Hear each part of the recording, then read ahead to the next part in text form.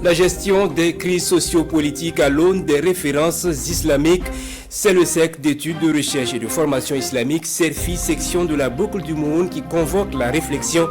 Une conférence régionale à l'issue de laquelle les participants devront aider à trouver les meilleures réponses à la crise multiforme que connaît notre pays. Mise en œuvre du projet d'urgence de développement territorial et de résilience dans la région de l'Est, le taux d'exécution globalement satisfaisant. Constat sur place à Fadangourma au moment où la date de la réception des chantiers approche à Gampa. Elle est fixée en fin novembre. Bonsoir et merci de nous suivre. À la crise multiforme que traverse le Burkina Faso, le cercle d'études, de recherche et de formation islamique CERFI apporte sa part de solutions. Une conférence publique a réuni ses membres hier à Dédougou. Le sujet de réflexion, la gestion des crises sociopolitiques en fonction des prescriptions de l'islam. Le compte-rendu de Yves Rwamba et Karim Ouitraogo. Le CERFI section Boukou du Mouhoun veut à travers cette conférence apporter sa contribution à la résolution des différentes crises que vit la région de la Boukou du Mouhoun à l'instar des autres régions du Burkina. C'est des activités de sensibilisation, de formation et d'information au niveau de la masse populaire pour que, au sortir, les uns et les autres soient outillés, qu'on sache adopter un comportement qui va en tout cas amener la paix, la stabilité dans la région et à travers le Burkina Faso. La conférence du jour est placée sous le thème « La gestion des crises sociopolitiques à la lumière des références islamiques ». Il s'agira de montrer que en fait, nous avons des éléments qui peuvent nous permettre de nous éclairer suffisamment sur ce qui se passe et puis de trouver des solutions, de proposer des solutions aussi, en nous basant sur des éléments qui sont contenus dans le Coran, dans les hadiths du prophète sallallahu alayhi wa sallam, également sur le comportement du prophète sallallahu alayhi wa sallam et celui de ses compagnons. J'exhorte chaque acteur, chaque participant à être un ambassadeur de la paix, à pouvoir sensibiliser autour pour que les uns et les autres puissent se parler, se pardonner pour que nous puissions retrouver notre paix d'antan et même mieux. Le conférencier invite les différents participants à mener des recherches pour mieux comprendre ces références islamiques afin de bien les mettre en pratique. À Tenkodogo, dans la région du centre-est, finit l'intervention santé et droits sexuels et reproductifs, une initiative de l'Agence belge de développement centrée sur le renforcement des droits de la femme et de la jeune fille en la matière. Bilan jugé satisfaisant par l'ensemble des participants avec un taux de réalisation de 100%. Compte rendu Aimé Douamba et Poliabré. Après 4 ans d'intervention dans la région du Centre-Est, le projet Santé et droits sexuels et reproductifs, exécuté par l'Agence belge de développement ENABEL, dresse ici à Tenkodogo le bilan de sa mise en œuvre. Avec un taux de réalisation de 100%, le bilan est jugé très satisfaisant dans l'ensemble par les différents acteurs.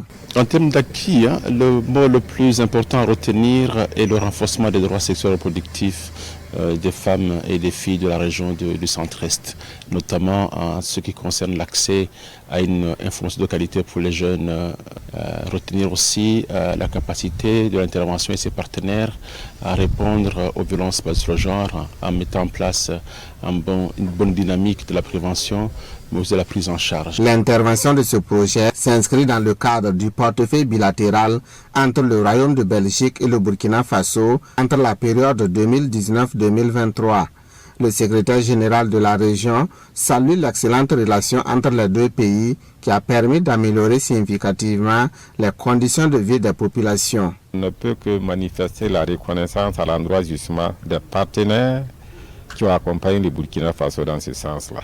Les structures bénéficiaires justement de ces investissements ou de ces renforcements de capacités puissent travailler à ce que ces résultats-là soient vraiment pérennes. Si on a au moins quelqu'un qui nous accompagne, on doit pouvoir montrer notre bonne volonté de pouvoir justement entretenir en tout cas ces acquis-là. Mis en œuvre en 2019, le projet Santé et droits sexuels et reproductifs a mobilisé 5 800 000 €, soit environ 3 800 000 000 de francs CFA. Le projet d'urgence de développement territorial et de résilience dans la région de l'Est, ce sont 44 km de caniveaux, 22 km de voirie, une salle polyvalente de 1000 places et des CSPS.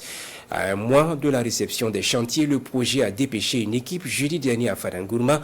Et selon le rapport de cette mission, le taux d'exécution est globalement satisfaisant. Désiré Ilboudo et Ibrahim Sanou pour le témoignage. La ville de Fadangourma est en train de changer de visage. La mission vérifie sur place la qualité du bitume et l'état d'avancement des travaux.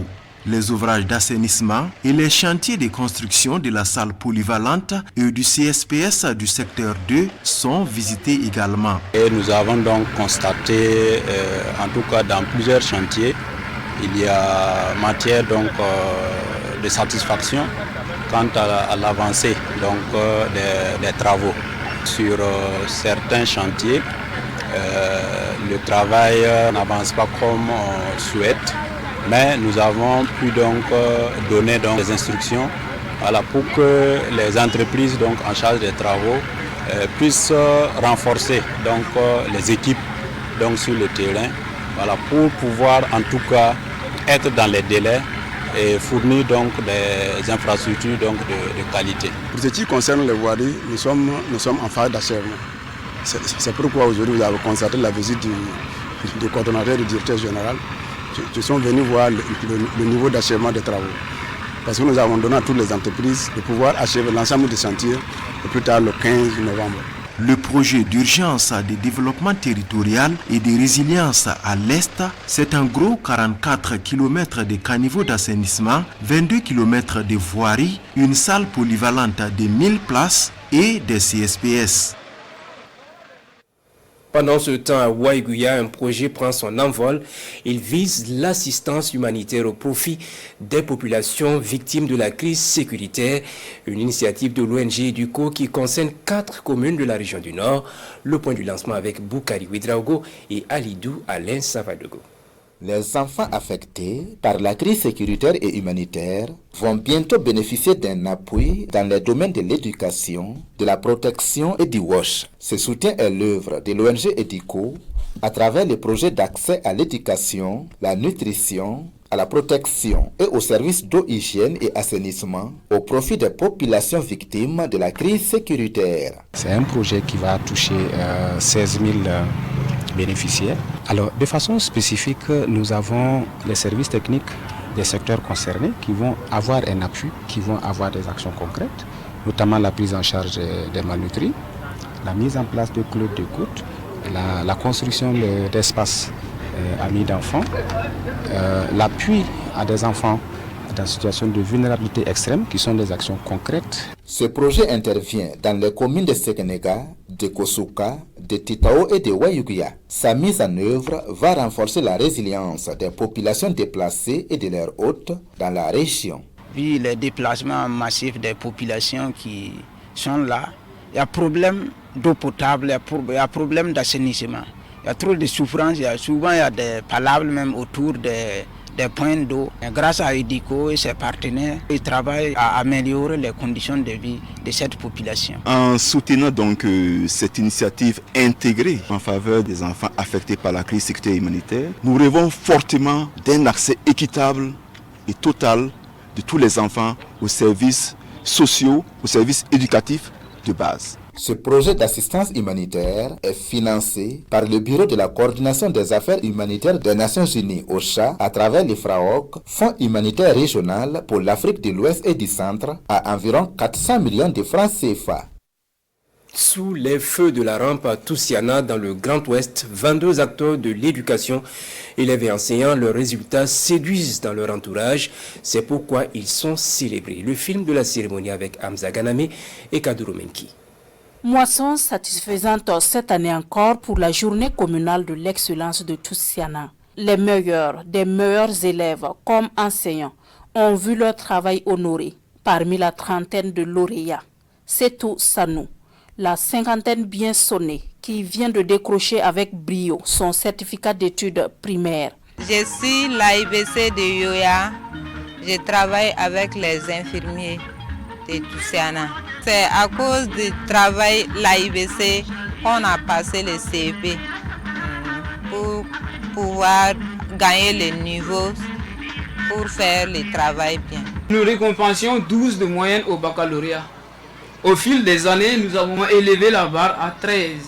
Malgré tout, nos listes ne désemplissent pas. Cette 10e édition de la journée communale de l'excellence de Toussiana est placée sous le thème « Élèves et environnement ».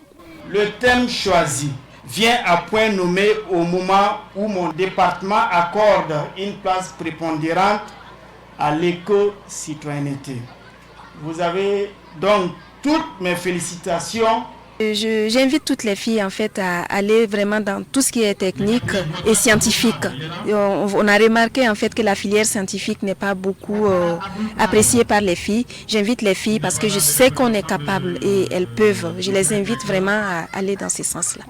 La journée communale de l'excellence de Toussiana congratule les meilleurs acteurs de l'enseignement primaire, secondaire et informel. Journée de salubrité à la mairie de Boussoukoula dans la région du sud-ouest. À l'assaut contre les ordures civiles et militaires se donnent les mains.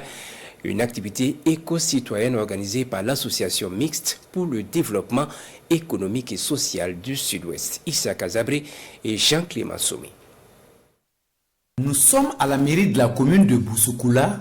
Une action concrète de salubrité pour créer un climat de confiance entre les forces de défense et de sécurité et les populations, mais aussi pour sensibiliser les communautés des populations transfrontalières du Burkina et de la Côte d'Ivoire sur l'importance d'avoir un environnement sain.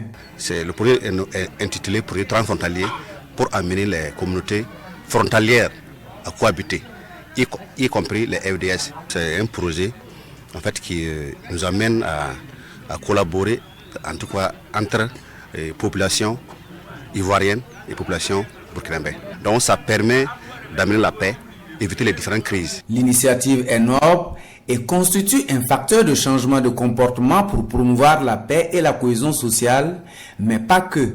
Que ça favorise la collaboration entre populations et FDS. Ce rapprochement se déroule très bien parce qu'on a constaté un changement de comportement. La mobilisation a été effective grâce à l'engagement en réalité de tout un chacun. Les FDS sont là, la mairie est là, les associations sont là, les VDP sont là. Je crois que toutes les couches sont réunies, même les services techniques. Je crois que c'est une bonne initiative. Le projet arrive à terme et selon Maxime Kambo, président de l'AMDSO, les réflexions sont en cours entre autorités burkinabè et ivoiriennes et les partenaires techniques et financiers pour maintenir les acquis du projet. Voilà, merci d'avoir suivi cette édition qui s'achève. Très bonne suite de programmes sur la RTV.